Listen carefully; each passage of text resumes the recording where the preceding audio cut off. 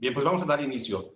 Bueno, pues si les parece bien, vamos a dar inicio a esta entrevista a Pietro Ditano. Vamos a invocar al Espíritu Santo. Ya estamos acostumbrados a hacer esto, Pietro, te queremos compartir esta oración. En el nombre del Padre, del Hijo y del Espíritu Santo. Amén.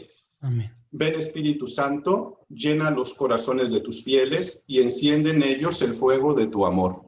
Envía tu Espíritu Creador y se renueva la faz de la tierra. Oremos, oh Dios, que has querido iluminar los corazones de tus hijos con la luz del Espíritu Santo. Haznos dóciles a sus inspiraciones para gustar siempre del bien y gozar de su consuelo por Cristo nuestro Señor. Amén. Amén. Invocamos también a la Virgen. Dios te salve María, llena eres de gracia, el Señor es contigo.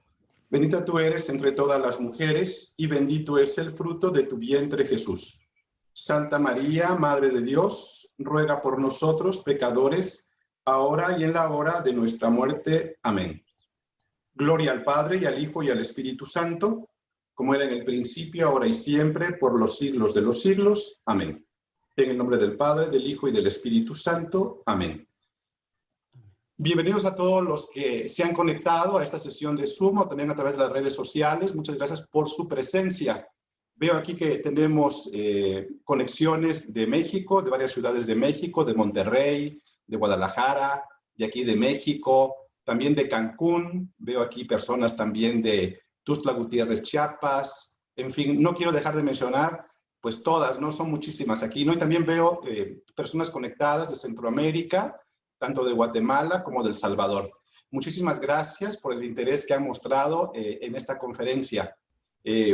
Quiero yo comenzar presentando a Pietro, que nos va a hacer el favor de compartirnos su historia, ¿verdad? Entonces, lo presento y luego también les presento a ustedes a Pietro.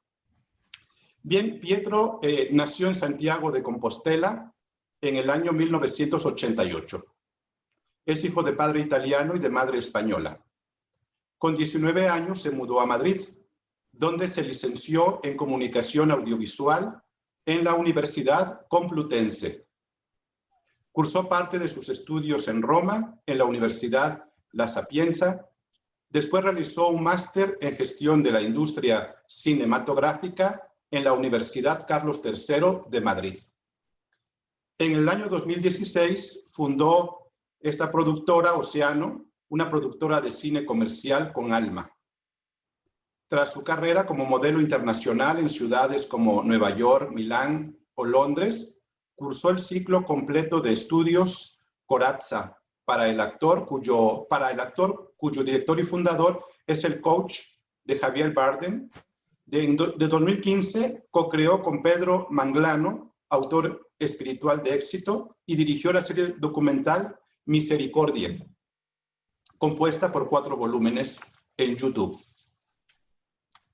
Este video que yo vi hace como unos 2 meses de tu testimonio me impactó mucho, porque generalmente estas páginas que yo veo de religión, verdad y religión, realmente tienen muchas visualizaciones, tienen 5,000, 6,000, ¿no? Pero me llamó la atención, Pietro, cuando vi tu testimonio que tenía casi 80,000 reproducciones, ¿no? Así que comencé a verla y todavía no te conocía, ya ves, luego nos conocimos después, y ya cuando me hablaron de ti, pues ya había visto tu testimonio ahí, ¿no?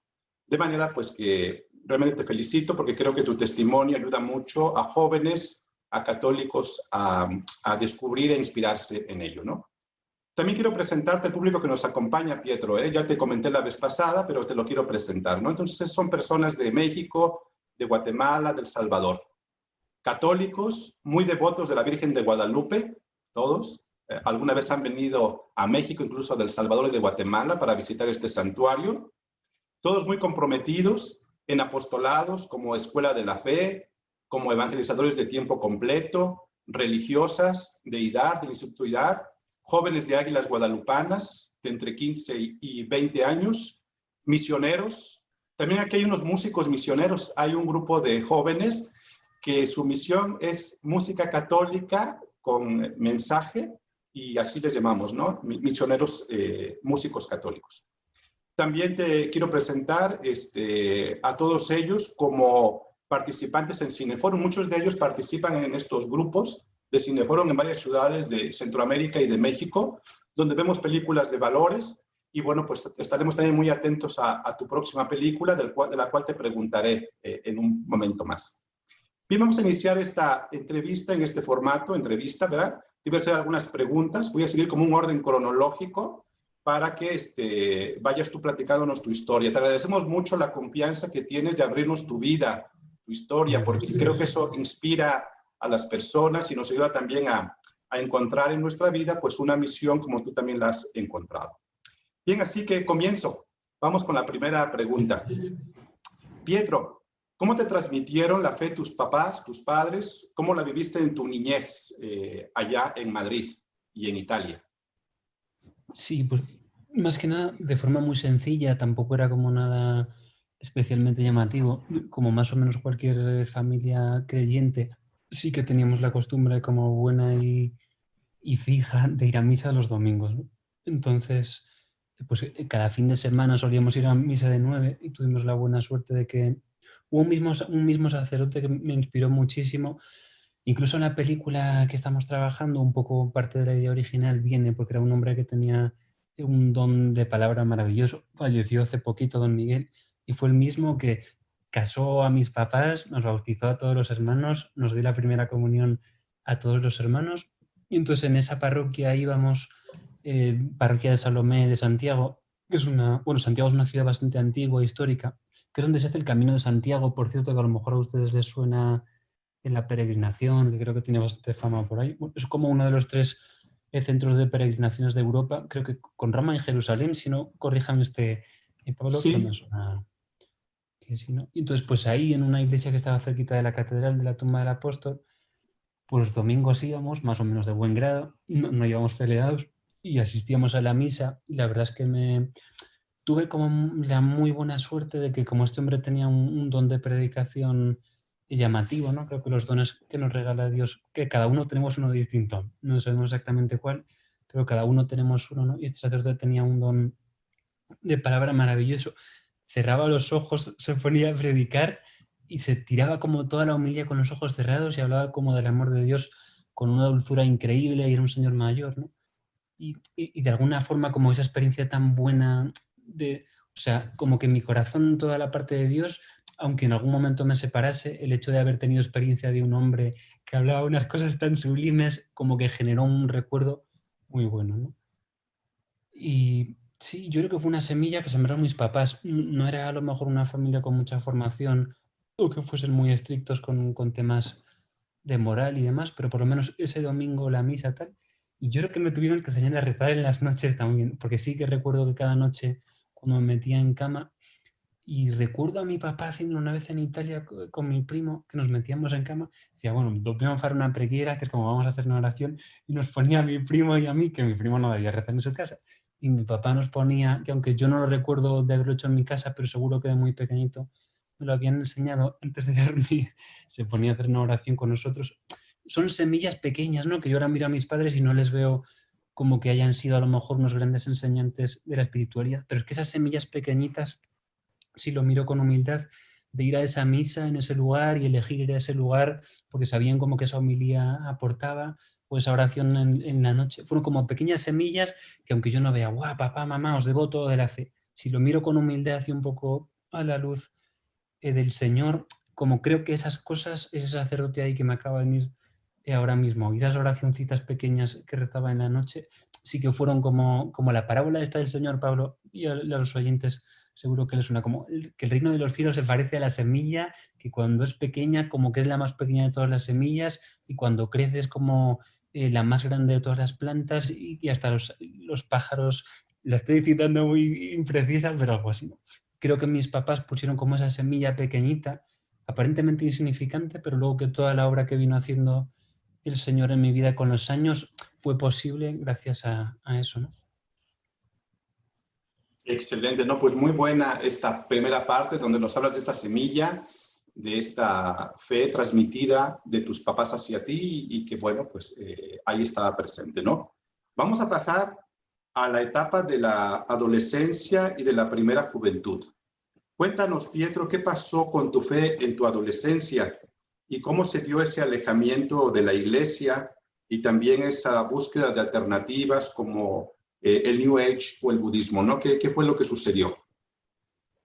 Pues como motivo, yo creo que al final pues el bien y el mal se sirven de cosas pequeñitas, ¿no? Y yo creo que era que terminé de hacer la primera comunión y había algunos compañeros míos que ya empezaban la confirmación. Y entonces, como la comunión era un poco más fácil asistir a la preparación porque era el domingo, o sea, la preparación de la comunión era el domingo justo antes de la misa. Pero el problema era que la preparación de la confirmación, que creo que también es una edad un poco temprana quizá para hacer la confirmación, porque mi comunión fue como más o menos, si no me equivoco, con unos 10 y ya había compañeros míos que terminaban de hacer la primera comunión y se ponían a prepararse para la confirmación, pero claro, en aquel tiempo yo creo que era un poco prematuro y además se añadía la dificultad de que tenía que ir una persona entre semana, con lo cual pues un niño que estaba como yo preocupado de sus actividades extraescolares a lo mejor, o que quería más bien jugar con sus amigos a baloncesto o a fútbol, el hecho de tener que ir un día entre semana, como hacer la preparación, aunque suene una excusa así un poco cutre, pues para mí como niño, el hecho de que eso a lo mejor lo podemos tener en cuenta, ¿no? De cara a quien esté en ese tipo de misiones, creo que facilitar un horario bueno para que la gente pueda acudir, al final puede ser un factor que determine. Evidentemente, si hay una emoción interna del Señor, la persona puede sentirse movida con independencia de eso. Pero yo en mi caso, que era un niño creyente que me interesaba todo eso, pero que ir a la preparación de la confirmación suponía entre semana encontrar como un momento, un lunes o un martes, que me quitaba de mi rutina con mis amigos, parecía a lo mejor una obviedad, pero quizás en esos pequeños detalles también se puede, facilitando que las personas estén en un momento más cómodo, a lo mejor que fuese. Y bueno, sin enredarme más, pues eso, pienso que dejé de ir a la preparación de la confirmación, sobre todo, uno, porque lo veía un poco pronto, acababa de hacer la comunión y tampoco tenía como un deseo de empezar ya con la confirmación, pero dos, principalmente por el problema del horario, ¿no? Claro, a lo mejor para un adulto dice, no, pero qué tontería, como que te importa ir entre semana. Pero para un niño de 10 años, a lo mejor, el hecho de que le pongan un horario no cómodo, que le interrumpa su rutina, pues para mí, en mi caso, tuvo peso, ¿no? No fue que me enfadase con la iglesia, sino que el hecho ese de tener que salirme un poco de mi comodidad, pues me impidió, ¿no? Y luego lo que es un poco el alejamiento, es que yo el problema un poco, entre comillas, o la oportunidad vino de que como yo no he tenido ninguna formación como muy estricta o severa o muy, no rígida, pero, o sea, como yo no conocía claramente un poco los límites de lo que se podía decir y lo que no, eso generó un marco en el que para mí como creyente no tenía una connotación negativa a lo mejor, pues esos libros de la ley de la atracción, yo el concepto New Age, por ejemplo, no me sonaba, ¿no? Hasta incluso ya años después de que he dejado todos esos temas, empecé a saber que eso había alguien que le llamaba New Age, pero yo en un principio cuando me llegan esos libros sobre la ley de la atracción y demás, como yo no tenía una formación un poco sólida y nadie me había hablado directamente de que eso, que espiritualmente tenía como unas consecuencias que podían ser negativas o peligrosas para mí, pues yo sencillamente lo hacía porque me parecía que estaba bien y que no había como ninguna incongruencia. En medio de todo eso, sí, lo primero que empezó a mover es que aparte incluso fue por mi familia, porque mis propios parientes, aun siendo católicos practicantes, no sabían que esos libros podían como espiritualmente ser dañinos para mí. Y entonces el tema de que me llegase por personas que yo tenía como referentes en mi educación, también este tipo de libros, yo no hice como una asociación de esto, por ejemplo, puede ser malo, ¿no? Lo abrí como, vamos a ver esta oportunidad que se me está brindando leer este libro. El libro, el primero que leí, el que usted mencionaba, sí, creo que tiene como un atractivo porque habla de los sueños, ¿no? Y al final los sueños son cosas que nos mueven muy, muy profundamente a todos. Y el tema como de empezar a leer, wow, los sueños, cómo pueden cumplirse, ¿no? O sea, como que estos libros contienen algo que en realidad todos estamos deseando oír de alguna forma y tienen el peligro de que como te han dicho lo que quieres escuchar, te pueden llevarte por un camino desviado. Creo que hay una parte buena si podemos como comprender eso y ver la dimensión de los sueños, de cómo Dios pone cosas en el corazón, proyectos buenos, como con un buen discernimiento, como saber qué proyectos seguir, pero hay que tener cuidado con los conceptos que se proponen ahí, que se prestan como mucho a vanidad, cosas totalmente banales, ¿no? Como de poder tener fama o riqueza, yo qué sé, yo como no teniendo una formación o un corazón a lo mejor entrenado en voluntarios o en caridad, para mí mis sueños no eran sueños de crear nada que fuese beneficioso para los demás, sino mi sueño era como yo, pues tener, ser, que me conozcan y demás. Entonces, no teniendo como... Creo que incluso una experiencia de voluntariado que es sencillísima, el hecho de que un niño o un adolescente pueda tener una experiencia de ayudar a los demás, te va a descentrar de esa tendencia natural que tenemos todos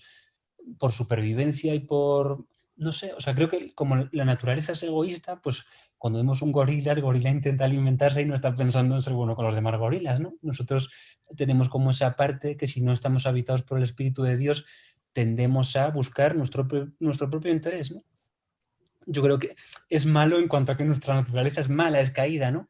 Pero no podemos culpar a una persona de tener esas tendencias porque es de lo que estamos hechos. Entonces, un voluntariado que es un acto sencillísimo, creo que es una vía buenísima y súper positiva que Dios tiene para mostrarle a las personas que no estamos aquí solo como los gorilas y como los otros animales, para satisfacer lo que yo quiero, lo que yo necesito, que también es legítimo pues, cubrir las necesidades y bien sabe Dios que las tenemos, sino que yo aparte de eso puedo hacer cosas que repercutan positivamente en los demás. Pero es que en mi caso era una situación un poco trágica porque no tenía experiencia de haber hecho un voluntariado en mi vida. O sea, era algo como que yo veía que algunos compañeros de mi colegio sí iban, pero era incluso habiendo estado en un colegio religioso, era como algo casi marginal, ¿no? O sea, no había como ninguna propuesta atractiva de hacer algo de eso, incluso en la parroquia tampoco estaba integrado el tema de la caridad. Y creo que ese hecho de esa ausencia, nosotros como Iglesia, es responsable ofrecer posibilidades de que los niños tengan, que sé que ustedes lo tienen,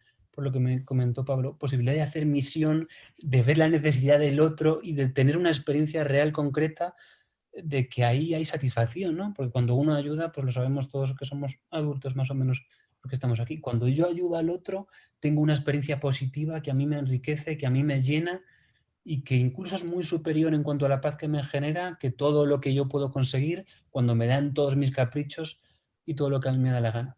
Entonces, después de este breve paréntesis, en mi vida yo no había tenido esa experiencia buena de saber que ayudando a los demás había recibido como yo también como algo muy positivo. Entonces, sin que sirva de excusa, como mi experiencia seguía teniendo al egoísmo porque no tenía experiencia de la generosidad, pues mis sueños eran como conseguir esto, solucionar mi vida. Es que este mundo es tan hostil que al final, pues uno cuando no tiene una experiencia del amor, buscamos sobrevivir, ¿no? Pues yo qué sé, porque si no la vida es difícil, pues hay enfermedad, hay apreturas económicas, sacarse una carrera y llegar a tener un cierto éxito es un camino como muy lento y muy difícil, como hay un componente de sacrificio, ¿no? Y este libro es como una trampa que para mí funcionaba muy bien porque era como decir, te puedes saltar todo eso, ¿no? Como hay una forma de si tú crees en ti mismo y crees en lo que haces, era como una negación total del sacrificio ese libro, ¿no? O sea, o había como algo de sí, como empléate, pero el mensaje que yo veía de fondo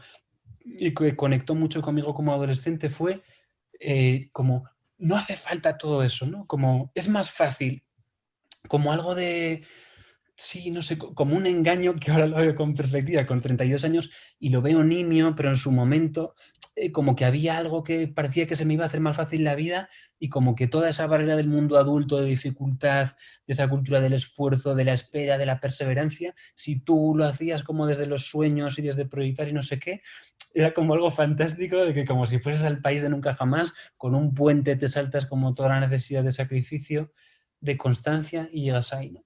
Entonces conectó, porque claro, la moda también se convirtió en un mundo para mí un poco de eso, ¿no? Donde veía personas desconocidas que de repente tenían suerte, si lo podemos llamar así, eran seleccionados por algún scouter o por algún booker y pasaban de no ser nadie a estar haciendo campañas de Dolce Gabbana, ¿no? Entonces, como yo también veía esto, esa mentira, entre comillas, empezó a tener mucho peso en mí porque veía que era posible. Pues un chico de Barcelona llegué a conocer que era como no hippie, sino punky, que él estaba en la calle tirado en la puerta de una agencia con su cresta y con su todo, a un chico con buen look, pero era un punky, o sea, vestía como un punky. y el director de una agencia, la mejor agencia de España, se lo encontró en la puerta, le dijo, vente para arriba, tengo unas fotos. Y ese chico, como 1 o 2 semanas más tarde, hizo una campaña de Dolce & Gabbana, y no es el único que conozco. Y claro, con 19 años a mí, con este deseo tan grande de saltarme como las exigencias de la edad adulta, de pasar como por las fases de un poco conquistar, ¿no? Pues hacer unos estudios, seguir un proceso o una profesión, adquirir unas habilidades, desarrollarse, mejorar, aprender. Y entonces yo veía, hay una posibilidad de que yo no tenga que ir por todo esto. Puedo llegar a ser como alguien muy importante sin tener que hacer los escalones. Y como veía gente que más o menos le pasó, pues en esa mentalidad un poco infantil y que aspiraba a eso, pues estas cuestiones de la ley de la atracción congeniaron. Y también hubo un tema que se mezcla con la fe, que fue quizá por donde a mí el demonio también me engañó, que era como, claro, porque cuando rezas en realidad lo que estás haciendo también es, le estás enviando señales al universo. Yo nunca negué a Dios, pero claro, dije, claro, es que cuando rezamos en realidad estamos mandando señales y con eso estamos creando, como hacemos que luego Dios o el universo nos lo devuelva. Y como esa mentira bien disfrazada, para mí fue un poco lo que me terminó de engañar y de unir, ¿no? No fue que yo negase a Dios, sino que dije, vale, es que en realidad esto es como una revelación o una forma de desvelar lo que yo he creído siempre de la oración, pero ahora conozco como el secreto de cómo hacerlo, ¿no? Buen tema, Pietro. De hecho, fíjate que están ahorita conectados muchos jóvenes y ya comenzaste a hablar un poco sobre tu historia laboral. Quiero Sí, preguntarte un poco sobre esa temporada de tu vida, de que te vas de casa para comenzar a trabajar de modelo en Milán con la marca de Giorgio Armani, Dolce Gabbana, etcétera, en Londres, también en Grecia. Creo que esta parte es bien interesante. Cómo la viviste? ¿Cuáles fueron las oportunidades? Porque también hubo cosas buenas que te dejó, por supuesto, pero ¿qué de negativo a lo mejor te dejó esa etapa de glamour en Milán, en Grecia, en Londres? sí. Bueno, lo positivo, una cosa que le acuerdo hasta el día de hoy que me ayuda mucho para el trabajo es, por ejemplo, el tema de aprender idiomas. Porque claro, cuando tú viajas fuera de España aquí en Europa, Latinoamérica es como muy amplia y el español es un idioma que sirve mucho para estar en varios países. Pero aquí no. O sea, aquí si te vas de fuera de España no habla español prácticamente nadie y a mí profesionalmente necesité pues aprender de inglés de inmediato, por ejemplo.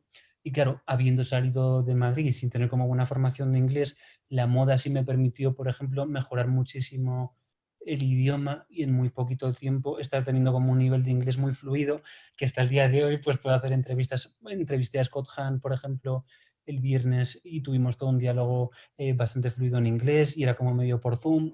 Y creo que eso al final, mirándolo con perspectiva, el hecho de haber podido hacer como todas las experiencias en la moda, me generaron desde los 19 años como una relación muy natural con el inglés, con comunicarme en otro idioma con personas desconocidas, ¿no? Y eso pues es un legado que hasta el día de hoy lo tengo ahí. La parte un poco más dura yo creo que fue que el tema de la moda yo creo que es algo que la gente desconoce mucho. Tiene como una parte muy cruel de que a nivel mental y emocional las personas que están en el mundo de la moda están sometidas, sobre todo cuanto más anónimo es uno, el nivel de presión es más elevado porque estás como económicamente en un limbo en el que más o menos te va dando para sobrevivir si logras trabajar fuera de tu país, pero que al mismo tiempo como estás tan en juego, o sea, en cada casting es como un comité de expertos que pueden ser estilistas, diseñadores, fotógrafos, que te van a ver por tus fotos, o sea, imagínense todo lo que están escuchando, que a ustedes, porque somos todos seres humanos, van a presentarse como ante un tribunal y lo único que van a valorar de ustedes es como un pequeño álbum de fotos, que es lo que es el book, donde aparecen sus rostros ahí y ese jurado, pues casi sin preguntarles nada más de buenos días, ¿cómo está? Van a empezar a ver fotos suyas y van a valorar como una decisión sobre si les van a contratar o no en base a lo que tienen ahí, ¿no? Y entonces como la presión que se genera al mismo tiempo con esa impotencia de que uno quiere que le contraten, pero estás limitadísimo a lo que aparezca en esas fotos y la cantidad de competencia, ¿no? Pues si cuando te vas a un lugar como Milán, donde está gente en igualdad de condiciones, todos estamos como intentando crear una carrera y empezar como a dedicarse a eso, aspirando como a llegar a un cierto estatus profesional, entonces encontrarse como toda esa competencia en una ciudad que no es la tuya, con todos jovencísimos, las mujeres incluso más jovencitas, con 15, 16, y encontrarnos como en medio de ese mundo tan competitivo que te juzga por lo que tú aparentas en un papel impreso, como eso, mental y emocionalmente, tiene un impacto en las personas. Yo, por ejemplo, soy una persona bastante débil en ese sentido, ¿no? También luego me ayudó eso mucho en mi relación con Dios, pero el tema de estar tan sometido como a juicio y en esa presión emocional de me sale trabajo, no me sale, me cogen, no, te ponen una opción que es como estás preseleccionado, pero no, esa incertidumbre tan constante y que requiere lo máximo de ti, porque físicamente tienes que estar en un estado de forma muy, muy elevado, tienes que mantener como una dieta, en especial los hombres, bastante estricta, las mujeres comen poquísimo, comen fatal, estás fuera de tu casa, un poco como toda esa presión, sí sentía que emocionalmente, si estuviese bien asentado, yo pienso que no, ¿no? O sea, ahora pienso a lo mejor, si me tocase ahora volver al mundo de la moda, igual me afectaría, pero si una persona está como bien centrada en el Señor y sabe que es lo importante en la vida, pues puede ir ahí, puede hacer como esa sesión de fotos, o puede hacer esos castings, vuelve uno a su casa y tiene su corazón en paz. Pero si tú estás poniendo, como era mi caso, si tú tienes tu ídolo, tú tienes tu sueño puesto en esa carrera y en eso que me den, o sea, el peso de tener tu corazón puesto en esas decisiones es muy destructivo, ¿no? Porque tú estás, tu felicidad, tu bienestar depende de esa aprobación. Entonces tú imagínate que en vez de tener en manos de Dios tu felicidad y tu aprobación, la tienes en un comité de expertos cuyos valores pues a veces son más elevados y otras veces pues más bajos, ¿no? Y entonces que mi bienestar y mi estabilidad depende de lo que esas personas vayan a decir de mí. Entonces es como estar en un terremoto constante de que no sé qué va a pasar con mi vida y es la infelicidad absoluta, ¿no? Porque un día te sale una cosa bien, pero 99 no te salen y entonces estás como en un vacío. Sobre todo creo que A es lo una mejor te carencia. sentiste como un Sí. objeto, mirado como un objeto. Creo que en la entrevista comentabas que en una ocasión en una tienda los maniquí eran vivos, ¿no? O sea, yo creo que si me iba a encontrar con uno de ellos me da miedo, ¿no? Imagínate que de repente se mueve, muero de miedo, ¿no? No, no. Como cosificado, como un objeto valorado, menos valorado por las personas, ¿verdad? Sí, es que yo creo que ahí se componen como dos cosas. Uno, la ausencia del amor, ¿no? Creo que eso es algo que nos destruye a cualquiera, pues sea sacerdote, sea una persona laico. La ausencia del amor creo que nos daña a todos, esa indiferencia. Pues en el mundo de la moda, siendo un mundo como tan competitivo, luego encontré algún estilista maravilloso y que eran incluso de los mejores, que eran personas como muy cercanas, muy cálidas, y en medio de ese hielo de repente encontrar como esa pequeña persona que era cariñosa, afectuosa, de una forma sana, ¿no? Encontrar de repente como esos pequeños lagos o charcos de amor alivia mucho. Pero al contrario, luego se encontraba uno pues en situaciones, eso se llama showroom, que no son escaparates como tal, sino que es como una venta al por mayor que se hace después de después de los desfiles y los clientes van como a hablar con el diseñador y decirle, vale, enséñanos la colección y entonces ahí deciden un poco los dueños de los grandes comercios cuántas prendas de qué os se van a llevar. Es como una muestra de lo que se ha sacado en el desfile, más personalizada, pero es que para darle más glamour, los modelos somos o éramos los que íbamos vestidos con la colección. O sea, en vez de ser una pasarela más tradicional, es un mes vistiéndote la ropa de la colección y cuando viene alguien tienes que salir al cliente y tú eres un maniquí viviente y a mí me han llegado hasta meter las manos en los bolsillos. O sea, terrible, ¿no? O sea, una violencia y una situación que tienes que soportar ahí. Tu trabajo es soportarlo, ¿no? Pero claro, en esa situación que te colocan bien, que a veces puede ser por colocar bien la chaqueta que está mal puesta, pero claro, una persona desconocida y en ese mundo pues también hay cierta promiscuidad y una persona te mete una mano en el bolsillo, en el lateral, gracias a Dios, pero claro, uno que no está ahí porque su sueño, como era en mi caso, que era como una cuestión de vanidad, como verse en esa violencia, he llegado a este punto, o sea, Pietro, estamos en un punto en el que te tienen que estar teniendo las manos en el bolsillo. O sea, ¿qué haces aquí? O sea, ¿esto es tu sueño? O sea, ¿por qué estás pagando ese precio si realmente tu corazón no está deseando esto, ¿no? O sea, y ahí descubrí un poco como el engaño del mundo de la moda, que no era un sueño. Si a uno le gusta la moda, de verdad que yo soy el primero que legitima el ser modelo. Si el sueño de alguien es ser modelo, adelante. Mi problema y la tentación persiste hasta el día de hoy camuflándose de formas más sutiles, era que estaba persiguiendo como una fama, ¿no? O un reconocimiento o un estatus y entonces el precio a pagar para llegar ahí era eso, pero no era como que fuese mi pasión el mundo de la moda. La moda me encanta, el diseño, ¿no? La parte de la creatividad.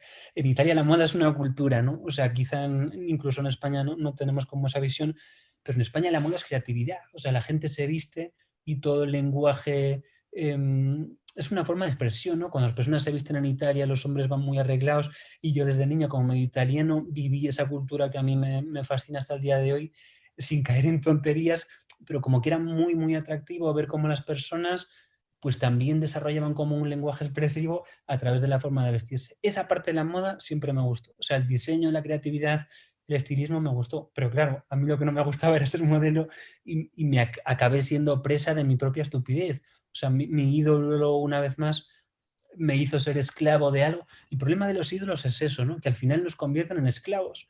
Dice el Señor, todo el que obra el pecado es esclavo del pecado. Yo me volví en un esclavo de la moda. O sea, por esa idiotez de fama disfrazada de sueño de moda, yo sentí que me volví un esclavo de una profesión que no quería hacer y que ya llegó a un punto que era como muy absurdo, que yo sentía que me estaba robando pues hasta mi paz, ¿no? Con esta situación de estar en este showroom metiéndome las manos en los bolsillos, ya fue como decir, no, aquí hay que parar este carro porque ya estamos pagando un precio que no queremos pagar y que no está siendo bueno.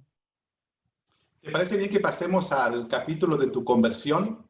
Ay, Entonces, ¿cuál sí, fue el mejor. punto de inflexión? ¿En qué momento tú dices, no puedo continuar así? ¿Qué hecho o qué conjunto de hechos te hicieron cambiar de dirección? ¿Algún fracaso, alguna desilusión? ¿Lo puedes como visualizar en algún día, algunos días en que se dio este cambio? En que tú dices, no, esto no me satisface, me siento esclavo, quiero ser libre. Pues sí, un poco fue una alarma que saltó, creo que lo he contado en algún testimonio. Fue justo el del día que había el casting para el desfile de Armani. Para mí era como que me lo estaba jugando toda una carta, porque es que ni siquiera lo he dicho alguna vez, no me gustaba la moda en sí misma, sino que como Armani me fascina como creador hasta el día de hoy, yo quería hacer el desfile de Armani. O sea, toda mi apuesta por estar en Milán, por dejar todo, fue únicamente porque quería hacer ese desfile de Armani, que eso sí me hacía ilusión.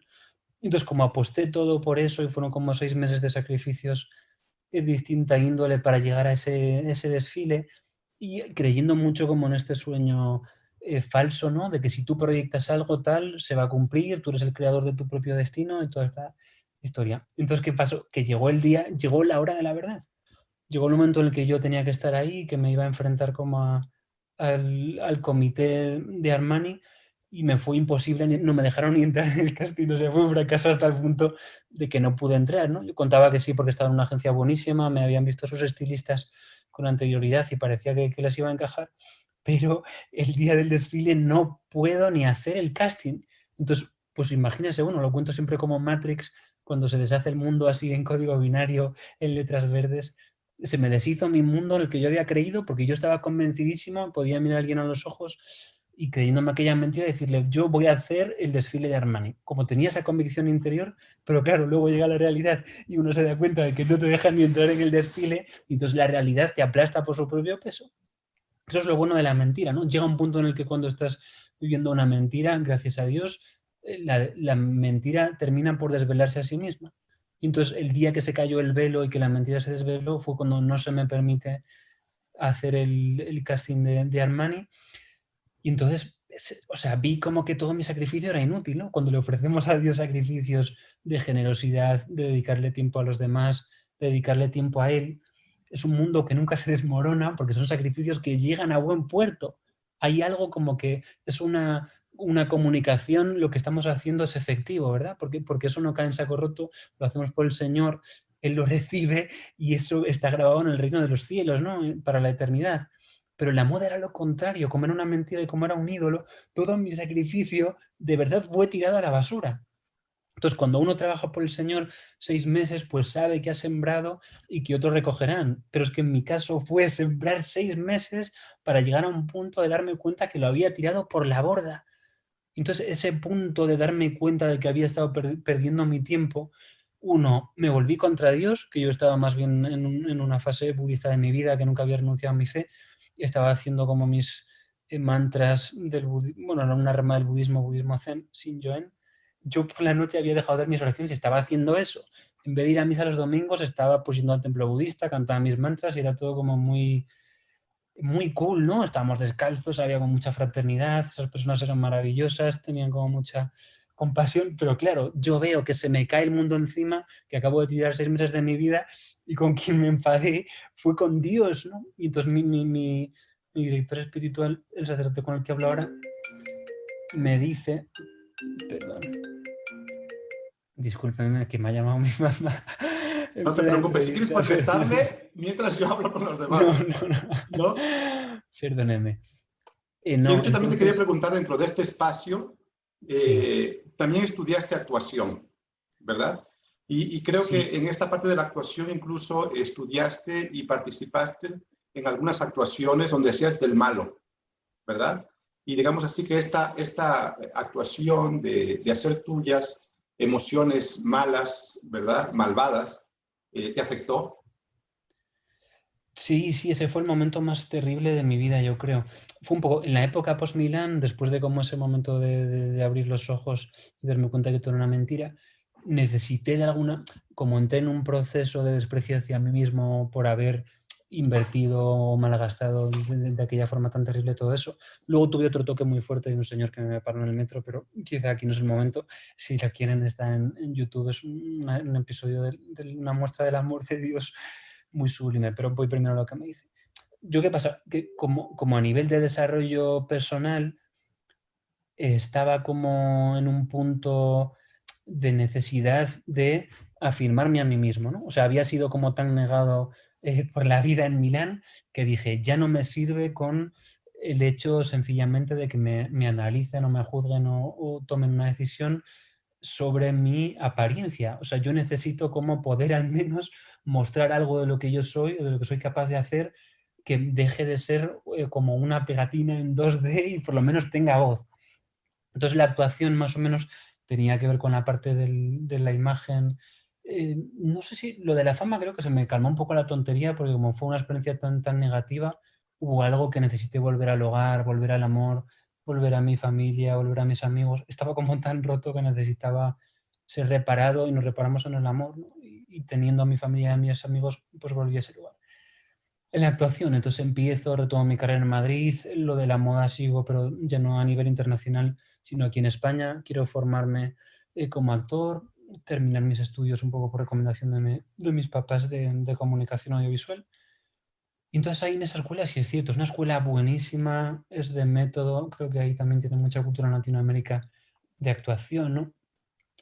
Y el tema que es que como se trabaja mucho desde la verdad, pues en algún momento, como usted bien dijo, teníamos que desarrollar emociones que son como los músculos, ¿no? Si uno va al gimnasio y entrena un músculo, entrena el bíceps, no vas a elegir cuándo tienes bíceps, ¿no? Sino que tú por tu vida vas a tener ese músculo desarrollado, elegirás o no utilizarlo, pero ese músculo va a estar trabajado, va a tener como un volumen y una fuerza mayor que si no lo hubieses entrenado. Entonces, claro, yo me veo en actuación y me veo entrenando cosas como muy oscuras que llegados a un punto veo que me están afectando a mí, porque yo qué sé, para algunas cuestiones ejercitaba mucho la ira o el odio y como que eso hice ese músculo, ¿no? Como ese músculo de esas emociones de ese tipo, de odio o de ira, se hicieron fuertes en mí y entonces me pasó algo terrible que luego salía de la escuela de actores. Y aunque sí que empiezas a ser capaz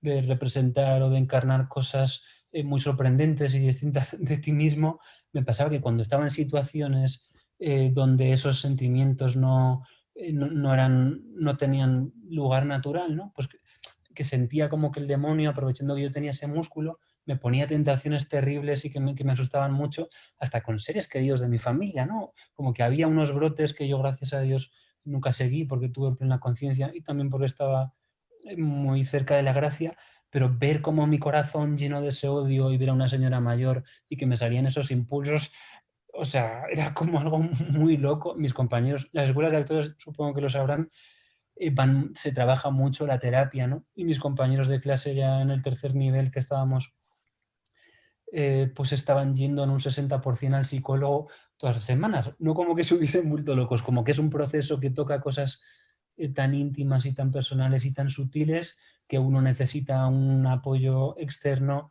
para gestionarlas, ¿no?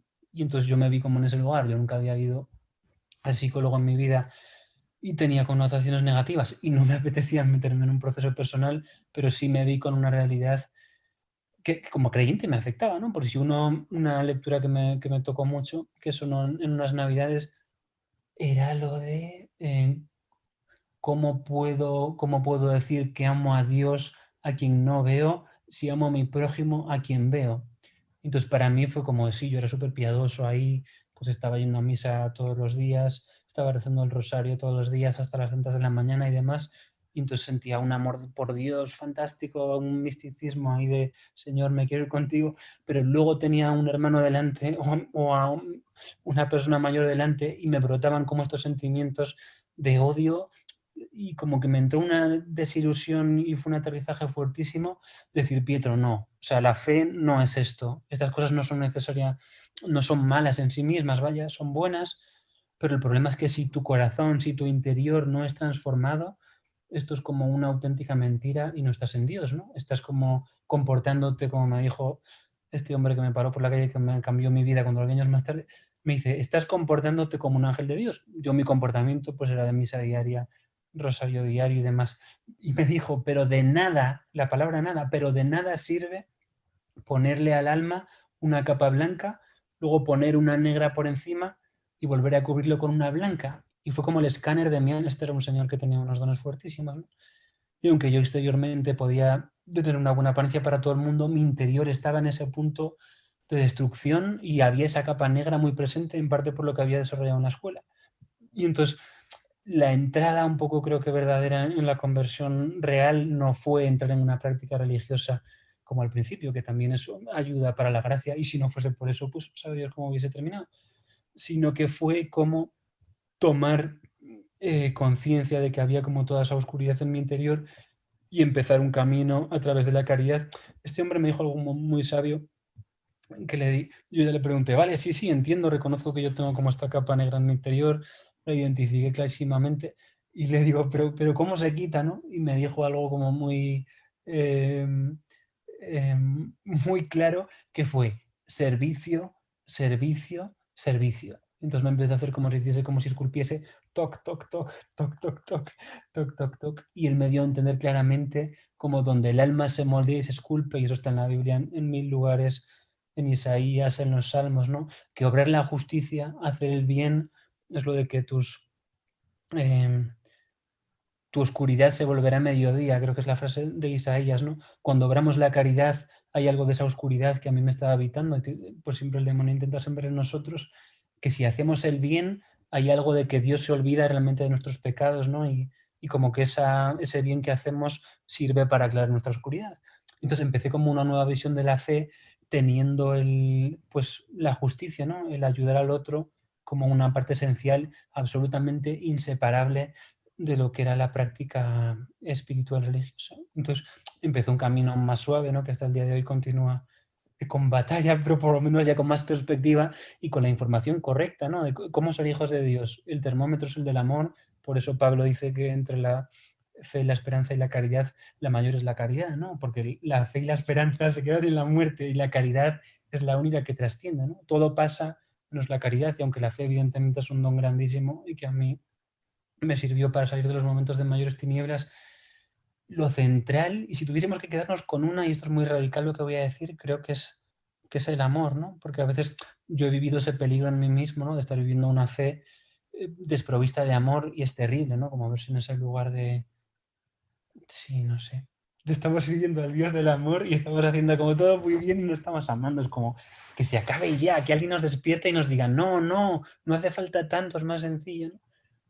Y luego ya el último matiz, por si quiere pasar a lo siguiente, pero creo que eso es una experiencia que tampoco nos enseña bien, que lo que dice Juan, que el amor de Dios consiste no en que le amemos nosotros a Él, sino en que Él nos amó primero. Y para mí es el punto donde Dios me está tratando de aterrizar, ¿no? Que es como lo de Marta y María. Creo que es muy necesario para que no nos torturemos y nos exijamos, porque es algo sobrenatural, ¿no? Pues servir a los demás es algo que está forma parte de nuestra naturaleza de hijos de Dios, no de nuestra naturaleza de hombres. Entonces, tener experiencia del amor de Dios es el paso cero, o sea, dejarnos amar por Dios, estar atentos donde Él nos está amando, a través de seres queridos, de amigos, a través de oportunidades, de sorpresas, a través de un amanecer, de un atardecer. Creo que el paso cero de la vida de la fe es dar un paso atrás cuando estemos sobre todo como pues ir al Santísimo a descansar, o sea, entrar en el descanso del amor de Dios. Creo que el único lugar desde el que podemos empezar a amar es cuando entramos y nos dejamos amar por Dios, porque lo otro no es natural. O sea, pues puede ser natural la ternura que surge hacia un hijo o una hija, ¿no? Pero en términos generales estamos hablando de algo sobrenatural. ¿Qué es eso? Dios nos amó primero. Si no experimentamos como el amor de Dios, va a ser muy difícil que que seamos capaces de darlo, ¿no? Porque yo no puedo dar lo que no he recibido antes. Como que el Señor creo que me invita mucho y es una invitación constante a dejarse amar para poder amar. Como sí, siempre amar, ¿no? Pero como tener esa paz de que es algo que Él nos da y luego nosotros lo comunicamos, pero que es un momento posterior, ¿no? Es necesario primero la experiencia para luego poder comunicarlo. Maravilloso este camino que nos describes del amor como el punto principal de tu encuentro con Dios. Y en ese camino de amor, ¿nos quieres platicar un poquito de tu encuentro a través de los sacramentos? Tu confirmación fue a los 25 años. Sí. Comienzas a ir a misa todos los días, cosa extrañísima para un joven, sobre todo para un español que va a misa todos los días. Te vas a confesar, sientes este deseo de confesarte.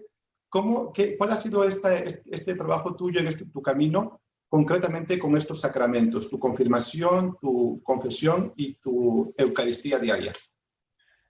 Pues empezó un poco progresivo. A ver, recuerdo que a raíz de esa experiencia que quizá no nos entretengamos de un hombre desconocido que me paró por la calle, que me dijo cosas muy fuertes y tuve una experiencia del amor de Dios en cómo me miró, en lo que me dijo, que me hizo salir un poco de mi vida de pecado en la que estaba, ¿no? Sobre todo en el tema de las relaciones con las mujeres y demás, hubo un despertar. Yo de ese despertar me voy como a la palabra. La palabra progresivamente me va llevando a la oración me va devolviendo a la misa dominical, y entonces llegó un punto en mi vida en el que siento como que se ha restablecido mi camino con el Señor.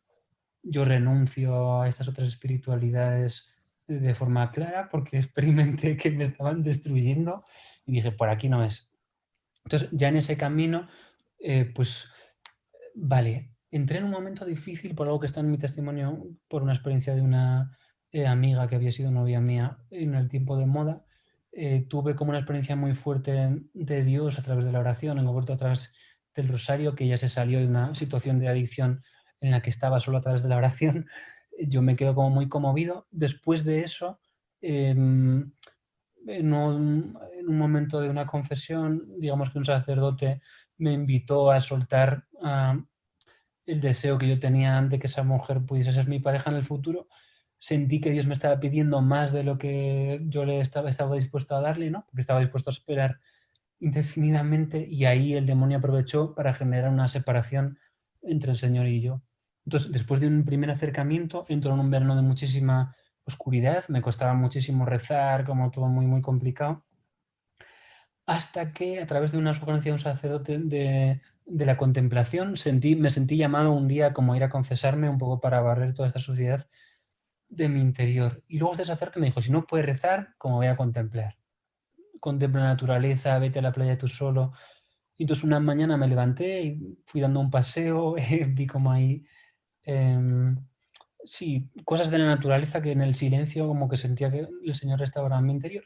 Luego en una comunidad escuché una cita del libro de Santa Faustina Kowalska que decía que en tiempos de tinieblas espirituales era bueno aumentar la frecuencia de los sacramentos. Entonces los sacramentos para mí eran algo que estaba bien, sin más, pero no les atribuía como ningún poder transformador, los veía como algo bueno. Pero sí que la palabra tinieblas espirituales me sonó en el centro de la diana. Y dije, vale, yo de los sacramentos importante, bien, pero el tema de tinieblas espirituales es lo que yo llevo teniendo todo este verano, terrible, ha sido como una experiencia que quiero nefasta, que quiero apartar de mí. Si lo único que tengo que hacer es aumentar la frecuencia de los sacramentos, bienvenidos, ¿eh? Y entonces, como el Espíritu Santo me habló a través de esa lectura de Santa Faustina, y dije, voy a aumentar la frecuencia de los sacramentos porque no me cuesta nada y yo realmente necesito que mi interior sea restaurado porque estaba en ese estado interior. Y entonces empiezo a frecuentar los sacramentos, empiezo como a experimentar mucha alegría interior, mucha sanación, felicidad, y llego a mi facultad y yo creo que me parece que fue en tercero de carrera, después de haberlo dejado, de haber vuelto de la moda y demás, descubro que tenemos misa diaria en mi facultad de Madrid y que era como, terminaba la hora exacta a la que yo empezaba mi primera clase. Y dije, ostras, pero es que tengo como a unos metros una misa, que es un lugar acogedor, pequeñito y demás, y puedo cada día, madrugando poquísimo, venir, recibir mi comunión y seguir. Y entonces vi en el cartel que ponía, que es este con el que hablo ahora, si quieren prepararse para sacramentos se pueden confirmar. Y he dicho, wow, no sé, qué fuerte, ¿no? Yo en su día no me había querido confirmar, pero en ese momento sí que sentía que mi fe y mi vida dentro de la iglesia había adquirido como un sentido fuerte y dije, ahora sí que me quiero confirmar, ya tengo edad, ya no es algo como que se haga de niños ni que me moleste, sino que veo que esto me está ayudando, me quiero confirmar. Es que es el Espíritu Santo que nos va moviendo, en verdad, ¿no? Y entonces ahí pues empezó la preparación, seguí como yendo a diario a misa y tuve una experiencia que creo que los sacramentos es algo que es difícil de contar, ¿no? O sea, en mi caso fue clarísimamente como el hecho de vivirlos día a día me generaron como una claridad total y una experiencia muy positiva que en 3 meses me vi como volando. El Señor concede mucha gracia al principio, ¿no? Para que le saboreemos. Entonces yo pasaba de tener una vida mundana, lejos de la gracia, y de repente estar en misa diaria y me sentía como que estaba en el cielo, ¿no? Y deseaba profundamente aquello. Entonces fue como, yo qué sé, como un enamoramiento súper radical, de repente empiezo a vivir esa vida sacramental que luego también el demonio se encargó de destrozar, como hace siempre con esto de la escuela de actores, como un bache siguiente que tuve que sortear, pero por lo menos me quedó clara en ese primer momento la experiencia que los sacramentos me estaba ayudando. Deme 10 segundos si quiere usted hablar mientras Pablo. Voy a conectar el cargador de la Claro que computadora que no sí, quiero que se nos corte y claro que ahora sí. mismo. Qué Sí, perfecto, maravilloso un segundo. este testimonio que nos está contando Pietro de su vida sacramental. De hecho, la pregunta que viene ahorita va a ser sobre la Biblia, ¿verdad? Él tiene un grandísimo deseo de seguir conociendo más la Biblia. De hecho, estamos preparando una catequesis juntos que vamos a dar en diciembre sobre la liturgia y concretamente sobre el sacramento de la Eucaristía. Entonces, él a través de la lectura diaria de la Biblia, pues ha conocido mucho más a Dios. Le estaba comentando, Pietro, también sobre el tema de tu cercanía a la escritura, Sí, ¿verdad? sí, he escuchado. ¿Cómo comienzas tú a leer la Biblia frecuentemente y a conocer a Dios directamente a través de la escritura, ¿no? El otro día que platicábamos, noto que tienes un buen dominio de la Sagrada Escritura, de los Salmos, por ejemplo, también, del Antiguo Testamento, y también te quería preguntar sobre eso, ¿no? Sobre la Escritura, la palabra de Dios en tu vida, ¿no? Los sacramentos, ya vimos ahora la Biblia. Cuéntanos, ¿cómo la lees? ¿Qué lees? Sí, Y cómo lo vas practicando. claro, el punto un poco, porque las personas conozcan de dónde surge todo. Yo tuve una experiencia con una persona desconocida por la calle que me habló de cosas muy íntimas que no me conocía de nada y que me cambió mi vida.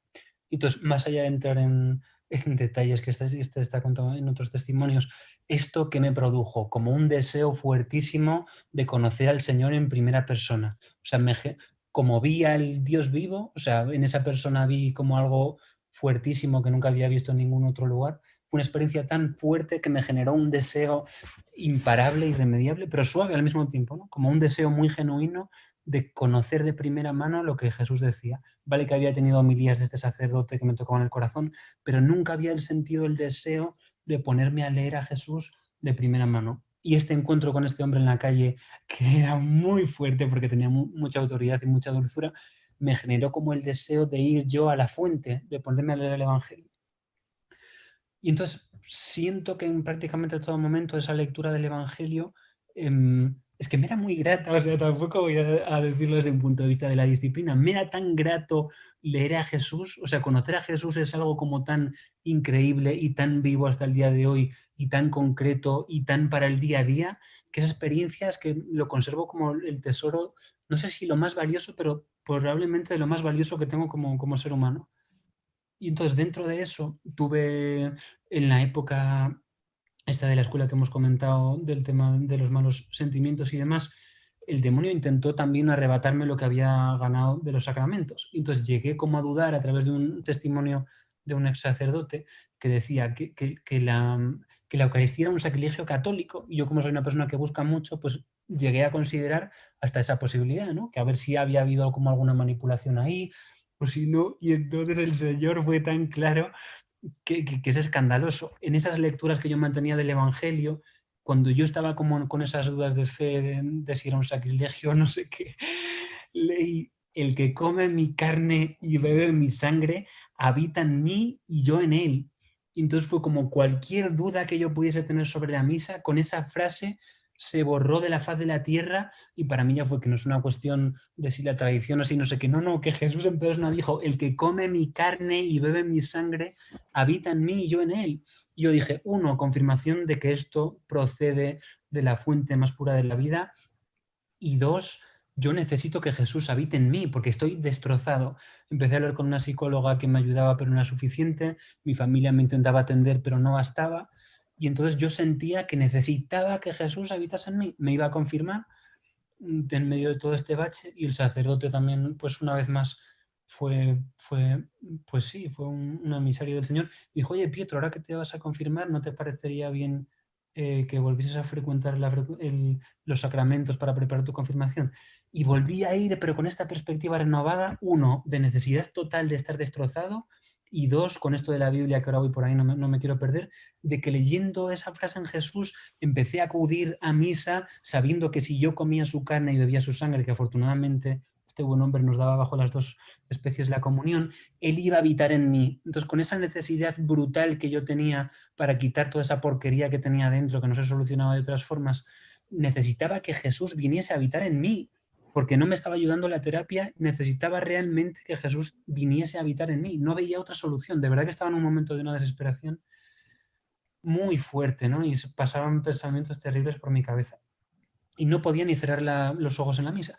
Y lo de los sacramentos, y cierro ya y volvemos a lo de la Biblia, pero quería matizar esto.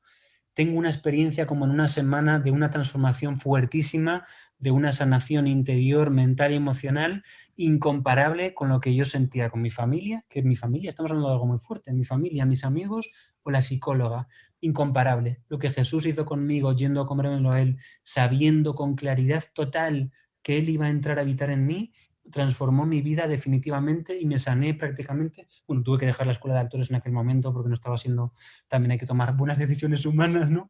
Pero hubo algo que yo viví, una sanación. Pues hay sanaciones de gente que tiene milagros físicos, que se cura de un cáncer. Yo tuve una sanación interior de mi mente y de mis emociones clarísima, porque sé cómo estaba, y eso pues es un testimonio fuertísimo para mí mismo. La Biblia, entonces, pues con estas experiencias sobre la palabra, y pues en el tiempo, de las cosas que he mantenido, pues ha sido esa lectura de la Biblia, ¿no?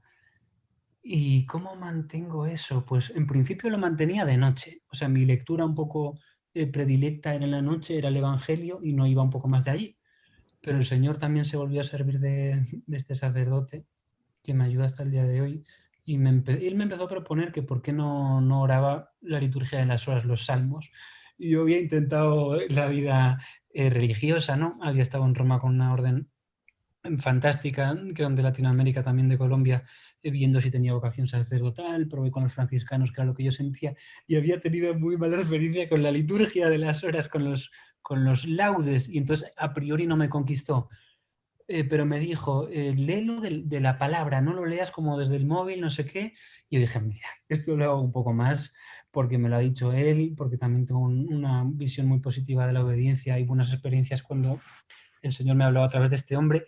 Empecé a hacerlo un poco como sí, como con un cierto sentido de obediencia. Pero ¿qué pasó? Que cuando yo empiezo eh, a leer los salmos, lo hacía como él me decía, buscando en la aplicación los salmos del día, y luego me iba a mi palabra y empezaba a leerlos de ahí. También tuve como un deseo muy bueno de tener las mejores Biblias que se pudiesen. O sea, quería como la mejor traducción, la más fiel. Empezó el Espíritu Santo a ponerme un deseo de acudir como a la fuente más pura, siempre esa búsqueda de la verdad que tengo hasta el día de hoy. Entonces quería como muy buenas Biblias, me compraba Biblias, tengo un bilingües, un lado en hebreo y el otro en español, porque pensaba que si estaba la traducción al lado, que iba a ser más fiel del original, que luego no, porque las Biblias judías están pasadas por la tradición judía y cambian todo, pero yo tenía esa idea. Entonces poco a poco comienzo a buscar como una búsqueda de la mejor Biblia, la mejor traducción, yo creo que eso es revelación, que ahí está, hay presencia de Dios, ¿no? Como dice Jesús, las palabras que yo os he hablado son espíritu. Eso quiere decir que ahí hay presencia, ¿no? Que eso, por ejemplo, en la Iglesia Ortodoxa lo tienen clarísimo. Hay presencia de Dios, hasta usan Biblias como, eso en el Peregrino Ruso, igual este Pablo lo había leído, utilizan las Biblias como exorcismo, ¿no? O sea, ponen Biblias en las habitaciones, en la Iglesia Ortodoxa, en el Peregrino Ruso lo cuentan, porque eso ahuyenta a los malos espíritus, ¿no? Y yo poquito a poco fui despertando en mí como esa conciencia de presencia de Dios, aparte de los sacramentos, de presencia de la Escritura. Entonces, como esa lectura y en esa búsqueda profunda, pues empecé a ver como que igual que el Señor me hablaba cuando leía el Evangelio, sobre todo a través de los Salmos, y empezando a picotear, pues es que tampoco fue una búsqueda, eran las lecturas que venían principalmente como lectura breve en los laudes de la mañana. Yo sí que empecé a sentir como un impulso a leerla entera. En vez de leer como ese fragmento pequeñito, hacía una triple lectura, que creo que es un método buenísimo y a mí me sirve un montón, pausada, descansada, sin estrés, y los laudes pasaron de ser un suplicio cuando estaba probando la vida religiosa a ser como un disfrute y una intimidad con el Señor increíble, y empezar como a descubrir una serie de cosas y una serie de cuestiones que Dios había revelado que me parecían como un manjar muy exquisito, y empecé como a saborear cosas de Dios inimaginables, ¿no? Entonces, fue como, creo que la historia con el Señor siempre de seducción, ¿no? O sea, Él va como dando a probar cosas como un buen vendedor, ¿no? Que te da a probar un producto, lo pruebas y en ese producto se produce la conquista, ¿no? O sea, no es como un intento de manipulación, sino que tú mismo, teniendo una experiencia de prueba-error, igual que yo probé prueba-error de la atracción y el budismo y me estrellé, porque eso vi que no me sostenía cuando llegó la dificultad, cuando yo tengo experiencia de la palabra de Dios y de lo que hay ahí, a mí me edifica, me habla, en el día a día me sirve, me da una luz para una situación concreta, me conforta, encuentro presencia de Dios. Y luego el hecho de hacerlo también, que algunas veces también lo hago en comunidad, pero quizás reservo más otras cuestiones para la comunidad, y la oración personal de laudes me ayuda a hacerlo como proponía Jesús, ¿no? Cuando tú quieras hablar con tu Padre, entra en tu recámara, en tu cuarto, cierra la puerta, echa la llave, y tu Padre que ve en lo escondido, tu Padre que está en lo escondido, como todo eso de la adoración en espíritu y en verdad que habla el Señor en Juan 4, entrar en esa dimensión de la intimidad con el Señor, que es fantástico. Yo voy a adoraciones, descanso muchísimo, voy a misa todo lo que puedo porque sé que eso es el cuerpo de Jesús y que ahí está Él, en su corazón, en su presencia real, viva, que escucha hasta las ondas sonoras y vibran en Él de lo que decimos. Pero creo que también es necesaria en este momento de tanto daño social, más allá de la pandemia. Estamos tan expuestos al mal que creo que nuestras almas, por falta de ternura en el mundo y por tanta exigencia, estamos como muy dañados. Yo pienso que el ser humano estamos en un momento histórico que estamos muy dañados todos. La gente está susceptible, el mundo es muy hostil, es todo como muy competitivo, hay poco lugar para la ternura, poco lugar para la gratuidad.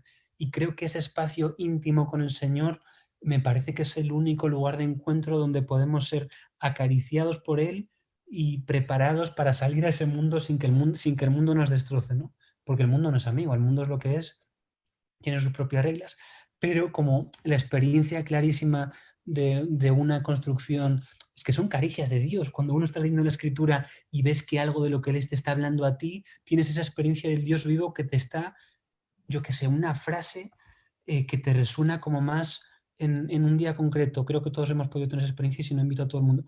Y esa frase a lo mejor es un texto completo, un capítulo, pero hay una frase que te, no sé, que te habla especialmente. Guardad la caridad fraterna. El otro día tenía una reunión con todo este tema de la misa, creo que era una carta, no sé si de Pedro o de Pablo, y empezaba así: guardad la caridad fraterna. Claro, yo estoy pensando, guau, tengo que cerrar como el proyecto de la reunión, esto que se va a ver en todo el mundo, condiciones y demás, y el Señor me está diciendo, guardad la caridad fraterna. O sea, me está quitando como toda la tontería que me pone el mundo de éxito y demás, y me está diciendo lo que es importante: guardad la caridad fraterna. Entonces, a mí, incluso profesionalmente, me aterriza y me dice: Pietro, vas a una reunión donde está muy bien todo lo que estás haciendo, es un proyecto, que tratas de servir a Dios, siempre tratando de purificar intenciones porque el mundo se mete ahí, pero lo importante no es el proyecto, por más que sea bueno, lo importante es guardar la caridad fraterna. Y ese tipo de cuestiones, esa enseñanza directa de Dios, evidentemente pues también nos habla a través de ustedes, que son sus siervos, y a través de los hermanos, pero hacer experiencia de esas cosas tan dirigidas y esas pastillas tan especiales y tan personales nos permite tener una experiencia del Dios vivo, no solo del Dios vivo, el Dios que es mi Padre, o sea, que es Padre de todos nosotros, pero que es Padre mío único, que me está hablando a mí, que igual que mi papá me dice una palabra a mí distinta que la que le va a decir a mi hermano, Dios te dice una palabra distinta a ti que la que le va a decir a tu hermano.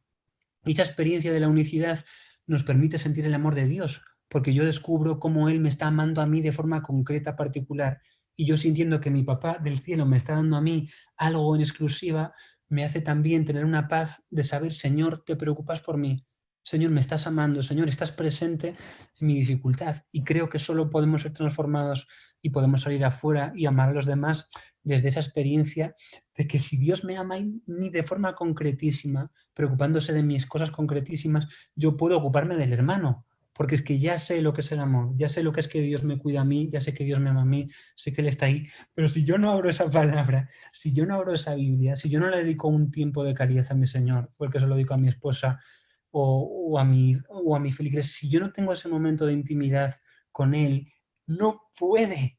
O sea, el Señor no puede comunicarse si no le damos eso. Y entonces, ¿cómo renunciar a eso, no? O sea, desde el momento en el que uno descubre que ahí Él se comunica, o sea, sería como suicida no hacerlo. Y a través de ahí, yo pienso, ya centrando lo que usted me decía, Pablo, que el Señor habla, ¿no? Y en todo este proceso del documental, el proyecto se para, mi corazón necesita ser purificado por mis pecados, quizás también de los del demás equipo, y en medio de ese tiempo de pausa, que fueron 2 años que se dice pronto, el Señor me fue mostrando el sentido bíblico del sacrificio.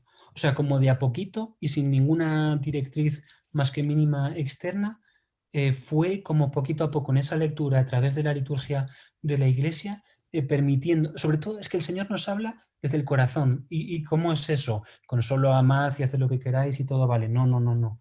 El Señor nos pone, igual que el demonio pone malos deseos, ¿no? De por qué no te aprovechas de esta situación para... El Señor también hace eso mismo, pero al revés. Y entonces, a lo mejor pone un interés por algo que puede ser, oye, ¿por qué no lees el libro del Éxodo? Pumba, y te aparece como un deseo ahí de la nada de leer el libro del Éxodo. Y eso es algo que Dios está haciendo. Igual que la tentación te dice, aprovechate de esta situación, el Señor te pone como ese deseo, esa curiosidad de forma sutil, pero que te está hablando a ti, te está proponiendo algo porque te va a servir.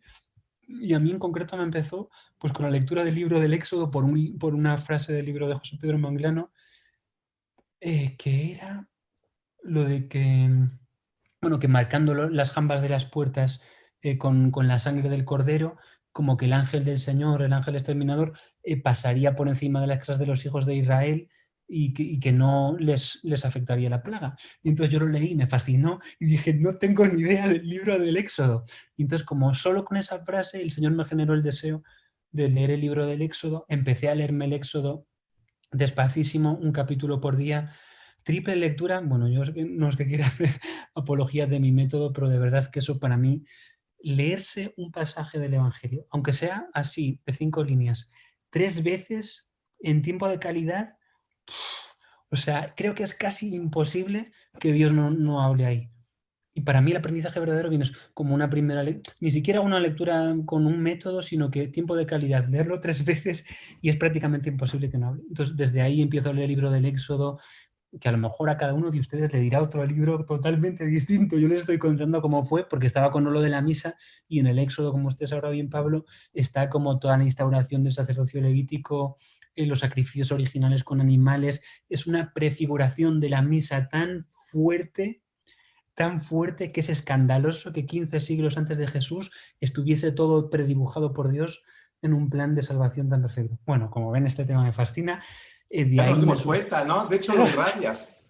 Lo irradias. Y quiero, fíjate que justamente sobre esta lectura que has hecho del Éxodo, quiero también preguntarte, porque va a ser muy atractivo en esta parte de tu misión. O sea, yo creo que cuando Dios nos encuentra, nos da un camino, siente uno amado por Dios, a través de su palabra, a través de los sacramentos, nos llama a una misión.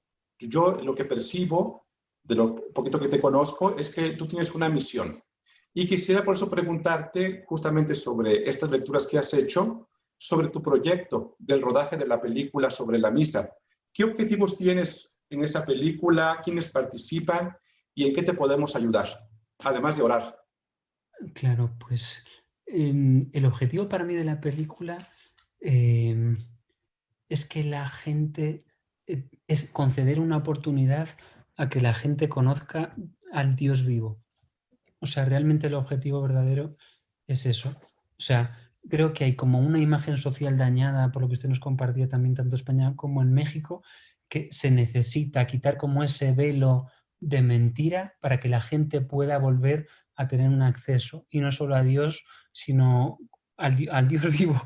Es que es así de fuerte, ¿no? Y creo que el documental, o sea, uno, la raíz de por qué a mí me ofrecen este proyecto, en un principio, aparte de cuestiones de oración, o mi motivación central, es porque yo tengo una experiencia fuertísima con la Eucaristía, de sanación, donde yo experimento que eso fue el motivo que me permitió en mi vida salir adelante en un momento de dificultad total, donde no encontraba esperanza en otras cuestiones. Entonces, como el proyecto parte de una experiencia del Dios vivo, aunque luego yo entra pues mi corrupción como ser humano, el Señor me tuvo que purificar hasta el día de hoy, y demás, parte de un acontecimiento que tiene que ver con la resurrección.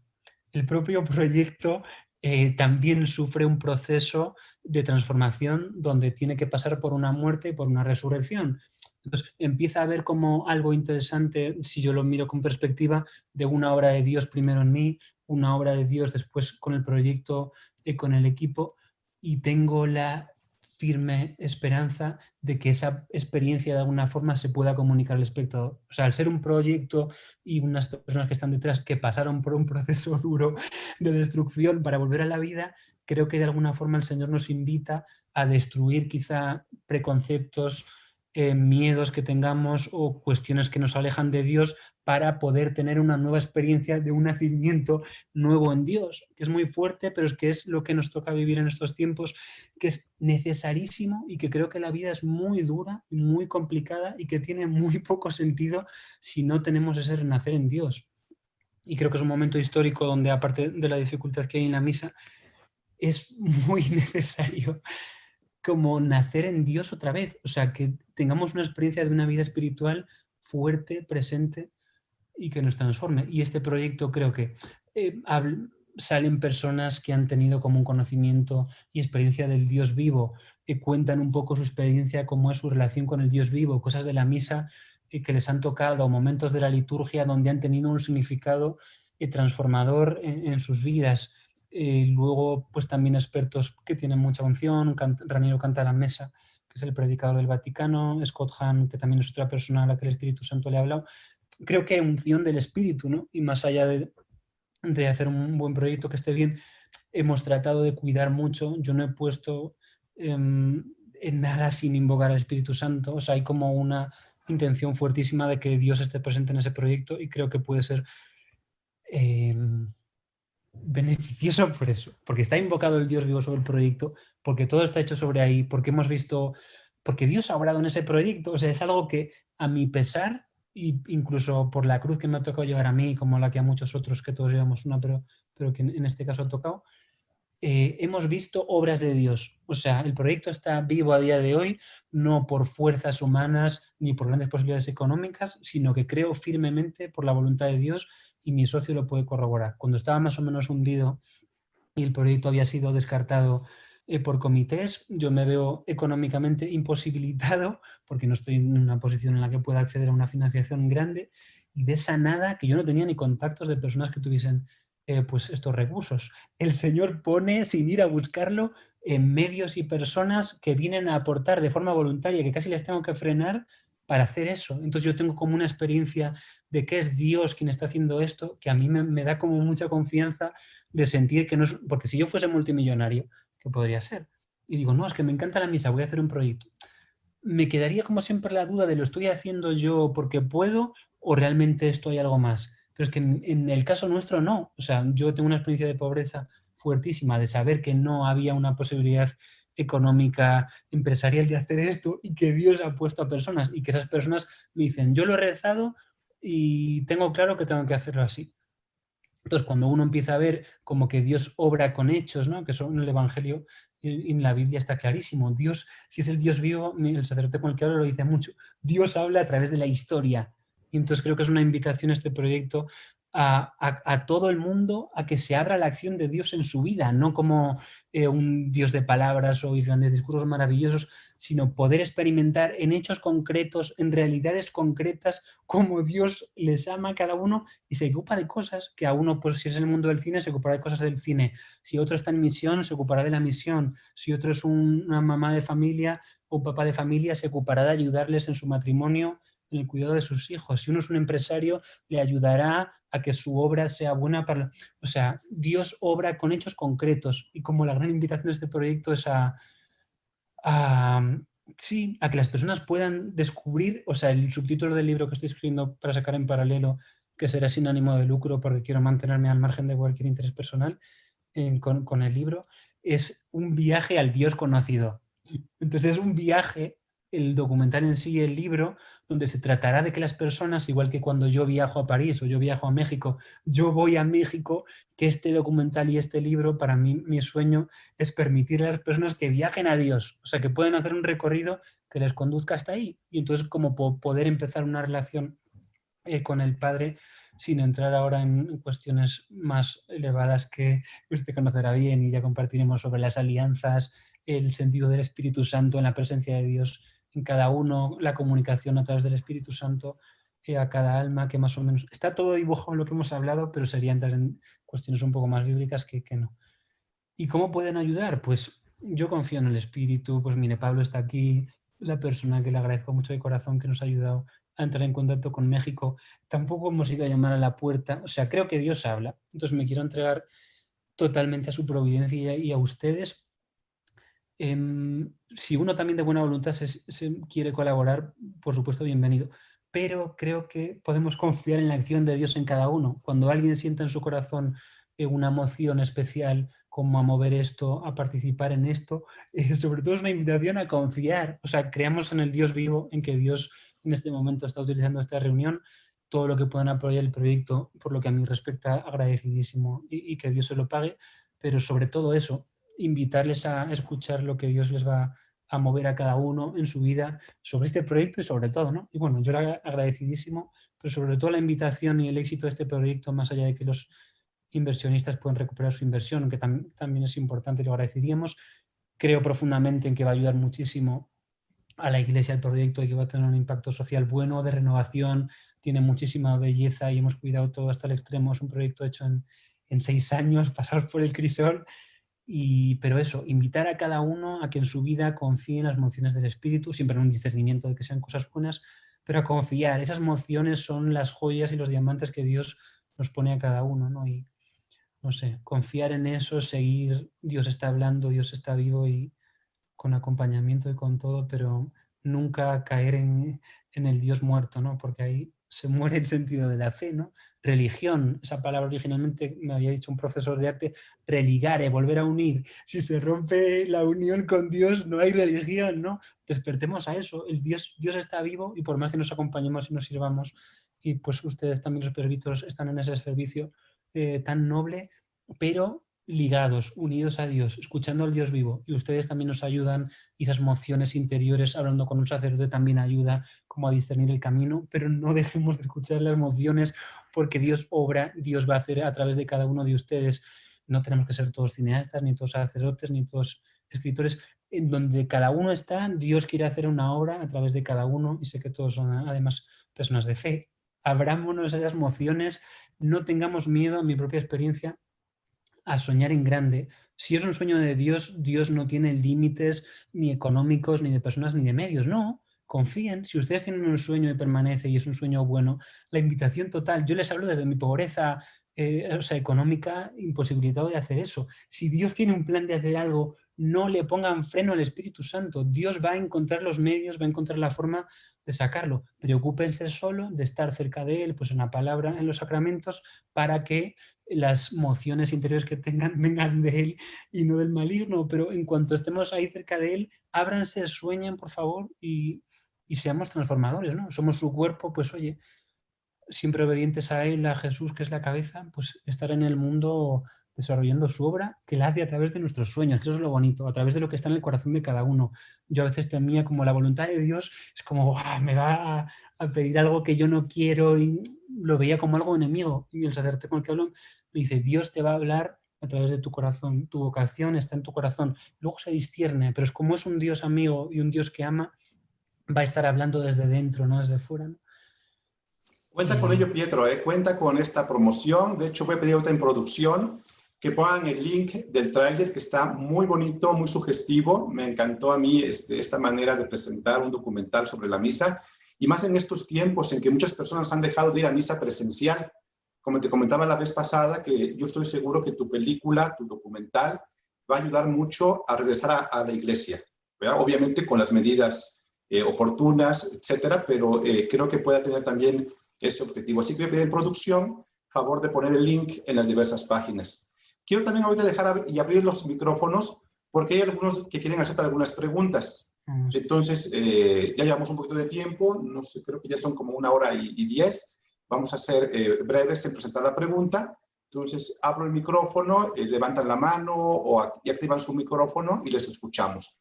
Luego también hay espacio para que le puedan mandar directamente al chat de aquí, de esta sesión de Zoom, a Pietro, con felicitaciones, con preguntas, etcétera. O también si quieren enviármelo a mí, con mucho gusto, respondemos esas preguntas también por escrito. Luego juntamos todas, pero también en producción que recopilen todas para después poder responderlas cada una personalmente. Si hay alguno que quiere preguntar, por favor levante la mano, active su micrófono, le escuchamos. Adelante.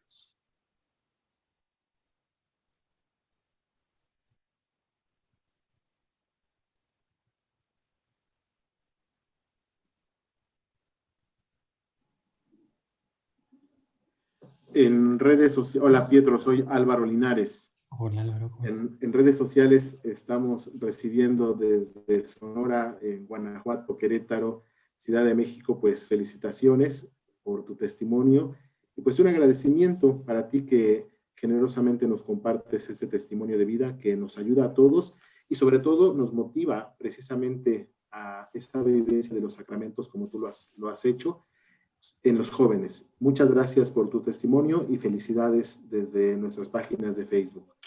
Arturo González va a hablar. Arturo, te pasamos el micrófono, adelante. Muchas gracias, Padre Pietro. Muchas gracias por el testimonio, por compartirnos esto que a todos nos motiva, ¿verdad? Para seguir adelante.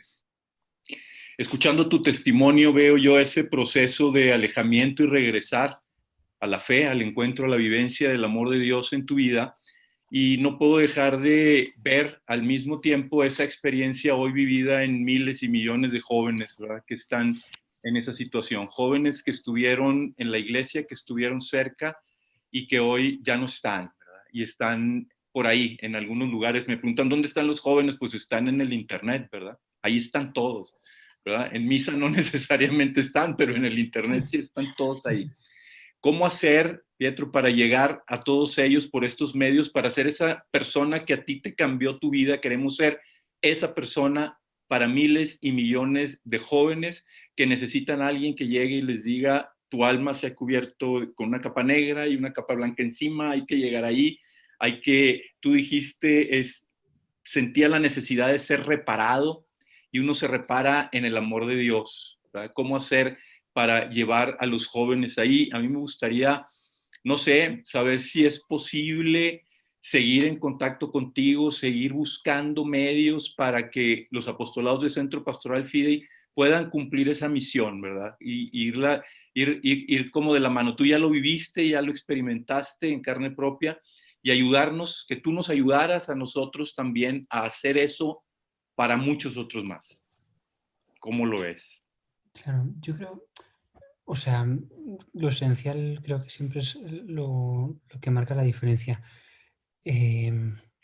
¿cómo decir? A mí cuando esas personas se me acercaron, por más que tenían un don de Dios fuertísimo, lo que me transformó fue su amor, sobre todo. O sea, lo que a mí me permitió mirar a esas personas fue que sentía mucho su amor. O sea, lo que a mí me abrió el oído a esas personas, más allá de que tuviesen dones de Dios, fue el amor, ¿no? Y más, creo, o sea, Arturo, se me ocurre, apertura al espíritu esencial. O sea, que no sea como una iniciativa humana que es buenísima y Dios la bendice, sino como estar con esa antena fina ya, ustedes que seguro tienen una experiencia del Señor, de ver cuándo es el momento que el Señor está proponiendo para hacer determinada cuestión. Y luego creo que el amor, ¿no? O sea, no digo que no tengamos que hablar de Dios, ¿no? Porque a mí estas personas me hablaron de Dios y fue lo que me abrió la puerta en el momento oportuno, porque Dios es sabio y sabe cuándo decir que a quién. Pero creo que amando es casi imposible que alguien no se desmonte.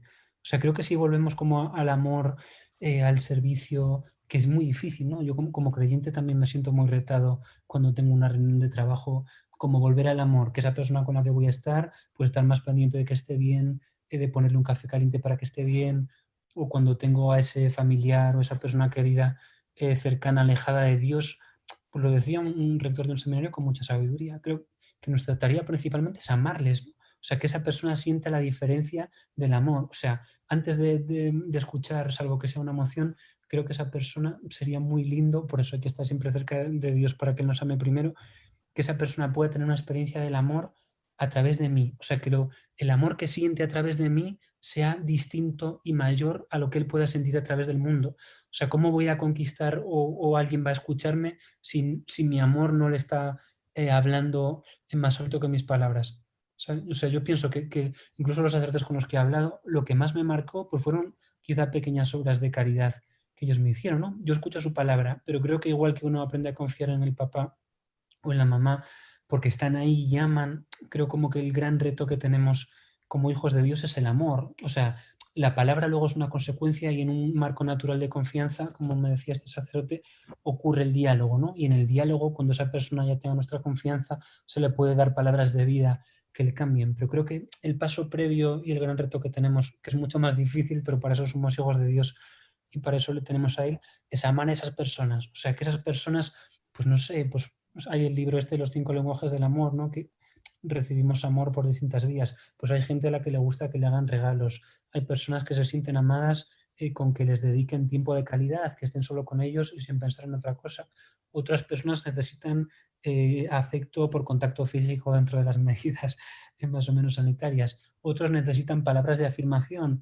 O sea, hay como en esa complejidad tan rica del amor, de sus manifestaciones, creo que el paso previo a ir y compartir de Dios, que ocurre de forma espontánea, salvo que sean emociones del espíritu que ocurren y adelante, por favor, creo que eso hay que confiar y mi vida ha sido transformada con eso, o sea que no negaré, pero en lo que los humanos de a pie creo que podemos poner el foco es en esa caridad de lo que yo pueda, pues con mi voluntad y con mi pobreza y con la gracia de Dios, hacer que el otro se sienta amado, ¿no? Como con ese oído que le atiende y que le voy a escuchar con más atención que otra persona, o con ese detalle que le voy a regalar que sé que otros no le van a hacer caso. O sea, esas pequeñas cosas permiten que el otro tenga una experiencia del amor, que es experiencia de Dios, y ya van a confiar en mí, porque van a ver una persona que les cuida, van a ver una persona que les importa, ¿no? Y es un reto, yo para mí me da vértigo, ¿no? Porque también me pone como un lugar de decir, wow, es que el Evangelio es dar la vida. Si yo no doy la vida, no voy a poder hacer que la otra persona tenga una experiencia de Dios, que no es necesariamente hacerme religioso, o sí,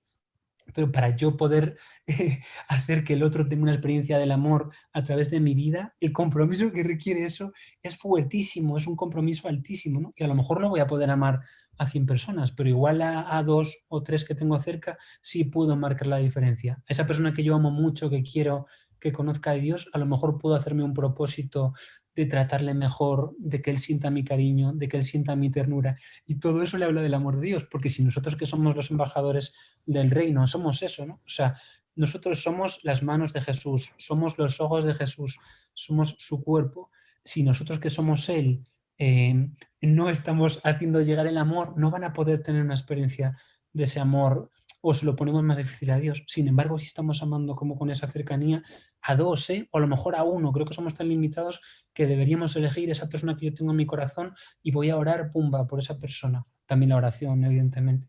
Pero como creo que usted me preguntaba un poco más por la acción, se me ocurre que esa experiencia del amor, de la ternura, con cosas pequeñas, es lo que va ablandar el corazón. Creo que a todos Dios nos ablanda en un momento dado, pues dándonos una caricia, ¿no? Un algo que digo, Señor, me amas, vale. Y eso nos da otra vez motivación para, yo pienso, es que somos tan pobres y tan necesitados que todos pasamos por el amor para caminar. Pues creo que es bueno como poner esa necesidad en el otro de saber que también ellos necesitan amor para caminar, cuando ya tenemos el amor de Dios, como pues acudir a darnos en la medida que se nos...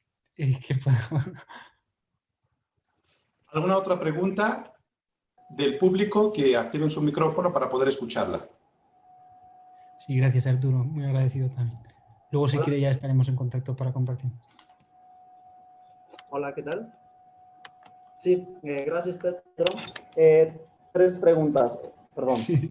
Tus tres pasiones, aparte de la palabra de Dios, otra es tus 3 maestros en la evangelización o en la oratoria, y la última es una película que me recomiendes. Vale.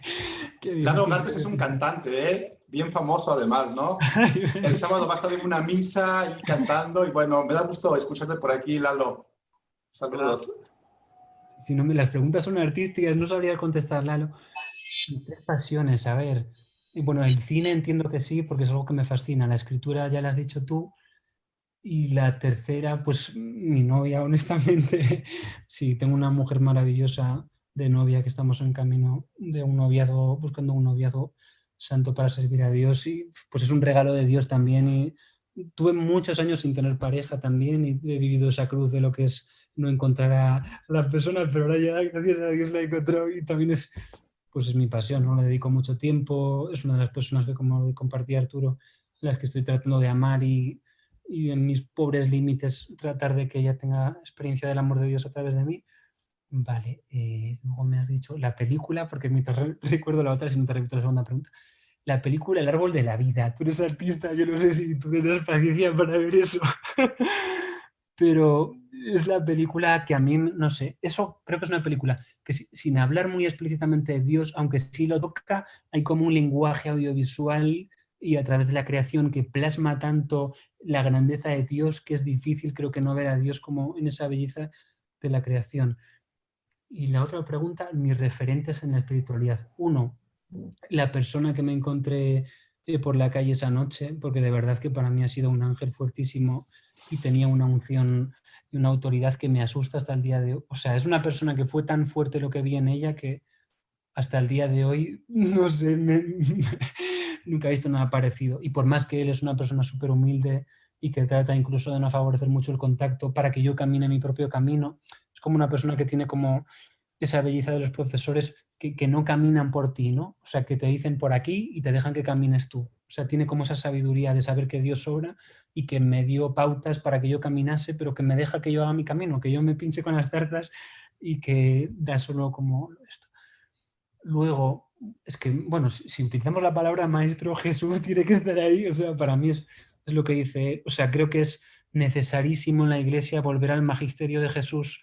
O sea, es que hay unos tesoros y unas perlas ahí, Lalo, que se han un poco diluido. O sea, siento que hay como tantos libros de espiritualidad, de cosas que pueden ser buenas, pero es que eso nunca puede eclipsar la enseñanza de Jesús. O sea, el magisterio verdadero y el maestro, él dice que sé, hasta decía, no llaméis a nadie más maestro porque uno solo es vuestro maestro, ¿no? O sea, como que acudamos a realmente conocerle, porque solo conociendo su enseñanza podremos vivir luego eso. O sea, Jesús es tu maestro, es el mío, y creo que entrando ahí es el discipulado verdadero de la santidad, y todos los grandes santos y todas las personas a las que admiramos han ido ahí.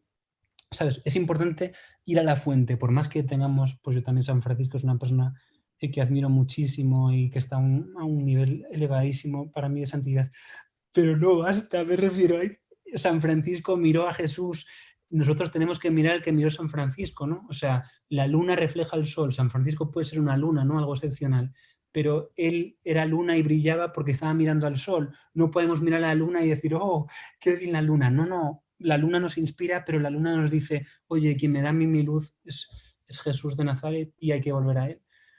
Y el tercero, pues es que San Francisco, la verdad es que su ejemplo de pobreza, de humildad, de renuncia, de caridad, de comprensión del sentido más profundo del Evangelio, de su búsqueda de Dios, de su capacidad de renunciar a todo, como vivir en esa pobreza extrema espiritual, ese amor por la naturaleza que yo también me siento, tú como artista igual, pues imagino que también puedas tener. Yo creo que esos tres, la persona que me cambió mi vida, Jesús, porque si utilizamos la palabra maestro, solo la veo colmada en él, y San Francisco. Sí, la verdad es que entre los santos es el que me gustaría llegar al cielo y saludar. Si se me concede, sería San Francisco. Sí. Genial. ¿Hay alguna otra pregunta del público? Mientras se apunta y activa su micrófono, quiero decir que están llegando muchas preguntas ya más personales por el chat. Todas las voy a recoger y te las envío, Pietro, al ratito te las mando todas a tu correo, ¿no? Luego otras te van a llegar a tu chat también ahorita del Zoom, también te van a llegar por ahí. Y bueno, no será la última vez que nos veamos, ¿no? Más adelante podemos encontrarnos, ¿no? Para seguir platicando, ¿no? Mientras se prepara la siguiente pregunta, quiero hacerte una invitación de parte de todo este público, que es invitación a México y a ir a la Basílica de Guadalupe. ¿Cómo ves? Bien, bien, hombre, con mucho gusto. No he estado en México nunca, además, y sí me gustaría mucho compartir con usted. Tengo mucha necesidad de esta iglesia viva, ¿no? Y sí. De verdad te va que... a encantar. Te va a encantar el folclore mexicano, te va a encantar mucho la gente. Y por supuesto tienes una invitación para que podamos realizar aquí un cineforum. Vamos a ver cómo se realiza el próximo año. La película tiene como fecha de estreno por mayo, junio, ¿verdad? Aproximadamente. Entonces Sí, buscaremos alguna fecha para el estreno, para la alfombra roja aquí en México. Cuenta con ello. No sé si hay alguna pregunta más. Activa su micrófono. Que si puedo ir, padre, cuando vaya este gran muchacho a la Basílica de Guadalupe. Yo desde Sonora quiero ir a México. Es Lupita que está por Hermosillo, el norte de México. Sí, por favor, Petro. Sí, yo quiero conocerte, la verdad, quiero verte, la verdad que me has dejado, wow. Sí. Somos hermanos, por favor, encantadísimo de conocerles a todos y de compartir. Y si al final somos todos hermanos, aquí estamos ante Dios viviendo en pobreza. Tenemos todas las mismas necesidades, tenemos todas las mismas posibilidades de estar en el Señor y conocernos y compartir, creo que nos humaniza. Claro. ¿Cuántos años tienes, Petro? 32 ahora. Oh, y eres de la misma edad de mi hijo, imagínate lo que siento. Ay, no, mucha esperanza siento. Es tan lindo que ojalá que lo puedas conocer para que él vuelva también. Para que él vuelva porque tiene un gran corazón, pero está decepcionado de la iglesia, pero si vienes de veras, vamos a ir a conocerte. Él vive en Estados Unidos ahora, pero puedo hacer todo para que te conozca. Te vamos a apoyar muchísimo. Cuando conozcas a la Virgen de Guadalupe y México, se me hace que ya te vas a querer quedar a vivir aquí. Que te vamos a hacer mexicano. ¿Dónde? Padre. Sí, adelante. ¿Quién? ¿Alguna otra pregunta más? Yo, padre. Sí, no, adelante. nada más, padre. Hola, Pietro. Te saluda Nadia Lomelí, de Águilas Guadalupanas. Somos una obra de Fidei, pues de jóvenes de todo México, ¿verdad? Y de fuera, que a través de una consagración a la Virgen de Guadalupe buscamos ser esos testigos del encuentro con Dios en nuestras vidas, en nuestra familia y en nuestra patria, ¿no? En los lugares en donde vivimos. Pues agradecer tu testimonio, pero sobre todo agradecer el sí que le has dado a Dios en tu vida, ¿no? Y que se va transmitiendo a más jóvenes para que pues también le puedan abrir esa puerta a Cristo, ¿no? Te comparto que el 13 y 14 de este mes, ya en unos días, estaremos celebrando nuestra convención nacional, en donde pues Águilas Guadalupanas de todo México nos vamos a reunir en 2 días de formación y capacitación para ver cómo responder, ¿no? De una forma renovada a través de los medios de comunicación, a través de internet, de todas las redes, y poder llevar ese mensaje de Cristo que quiere tocar el corazón de cada joven para transformarlo, para sanarlo y llenar de luz, ¿no? El mundo que ahorita tanto lo necesita. Entonces, digo, también invitado a que puedas acompañarnos, aunque sea 5 minutos en esa convención. Y como dice el Padre Pablo, pues te esperamos aquí también para poder compartir un espacio contigo.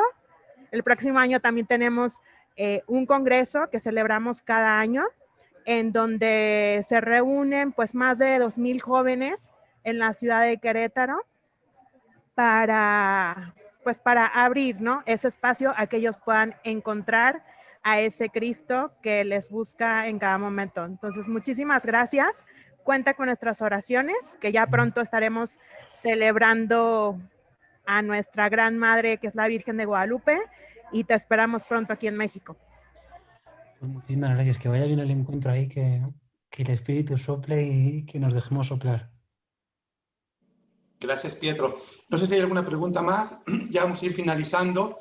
Quiero ver si en producción me pueden poner un reconocimiento, un agradecimiento para Pietro. A ver si en producción ya tienen preparada este reconocimiento de parte de todos nosotros. Y con esto queremos pues mandarte un aplauso virtual, pero también un aplauso de corazón. Y bueno, pues otorga el presente reconocimiento a Pietro Ditano por su valiosa aportación en esta entrevista internacional.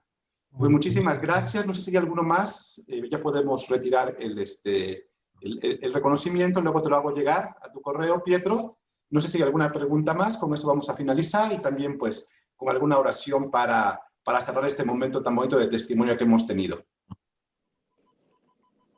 Yo quería agradecerle a Pietro pues su testimonio, su sencillez, su humildad. Me ha hecho recordar mi primer encuentro, mi conversión, que fue aquí en México. Yo soy de Barcelona, pero pues Dios me mandó para aquí México y aquí fue donde tuve mis antenas o mi conversión. Quiero agradecerte mucho tu testimonio y como que me diste muchas luces, cosas que me cuesta a mí mucho es de leer la Biblia. Entonces yo creo que ahorita con todo lo que has explicado me motivaste a agarrarla, porque mi esposo sí lo hace todas las noches, pero yo no lo hago, de coger la Biblia un capítulo y leerlo. Entonces digo, bueno, ok, Señor, va a ser mi reto de ahorita de agarrar la Biblia y ponerme a leerla. Y de todo corazón ahí estás en nuestras oraciones y lo mejor pues en el trabajo en esa misión que Dios te ha puesto. Te invito, no sé si has visto la película del Gran Milagro que hizo Pablo José Barroso sobre la misa, que esa fue de todas las películas que ha hecho, porque fue también un llamado de Dios, fue el milagro del gran milagro, ¿no? Dijo, fue la película que hablaba a la gente de cara a cara lo que es la misa, lo que es de Dios, y fue en la que más personas fueron a verla. Entonces, pues bueno, pues ya, mil gracias de todo corazón, que Dios te bendiga. No, muchísimas gracias. Y animo con eso, que la lectura verás que uno piensa que hace un pequeñito esfuerzo que hasta a mí también me cuesta día a día, no es que seas la única, pero que aun con ese pequeño barrera al principio, creo que compensa tanto lo que se recibe. Hay que vencer, ¿no? Pues la tentación de no hacerlo siempre va a estar ahí, para mí está día a día, pero creo que cuando sobre todo entramos como en un tiempo de no hacerlo con prisa, si se entra como en ese tiempo de calidad y se cuida, y yo qué sé, si uno está cocinando, viendo la tele y leyendo la Biblia, no, yo creo que, no digo que le deje de ver, pero que no. Pero si se hace como ese momento de intimidad donde nadie me ve, donde es el Señor y yo, y sé que es posible que encuentre una palabra viva para ese día, yo creo que es una experiencia muy gratificante. Sí, comparto el gusto por esa película y todo el contenido de eso también a mí me ha tocado mucho también y ha sido de lo que más me ha ayudado a vivir la misa, honestamente. Pues muchísimas gracias, Pietro. Muchas gracias a todos los que han participado en esta entrevista, en este testimonio. Sé que para ti ya son cerca de las 10 de la noche, casi te digo buenas noches porque ya es un poco tarde. Te agradezco mucho tu tiempo, tu colaboración, tu apertura de tu corazón al contarnos tu historia. Siempre el escuchar historias de testimonio pues nos inspira, nos ayuda mucho, como has escuchado ahorita, y luego también en todos los testimonios todos los correos que te voy a hacer llegar con las preguntas que han hecho más personales y por escrito. Bien, pues si les parece bien, vamos a dar término a esta sesión. Vamos a rezar la oración al ángel de la guarda y con ello terminamos. Ángel del Señor, que eres mi custodio, puesto que la providencia soberana me encomendó a ti, Ilumíname, guárdame, rígeme y gobiérname en este día. Amén. Cristo, Rey nuestro, venga a tu reino. Virgen prudentísima María, Madre de la Iglesia, ruega por nosotros, en el nombre del Padre, y del Hijo, y del Espíritu Santo. Amén. Pietro, pues muchísimas gracias de nuevo por tu tiempo. Estamos en contacto, en comunicación, y muy atentos a la película. Ya en este momento ya están en todas las redes del Centro Pastoral Fide y de misiones, de todos los que han participado, el tráiler, que realmente está fabuloso, y por lo tanto te ayudamos en la promoción.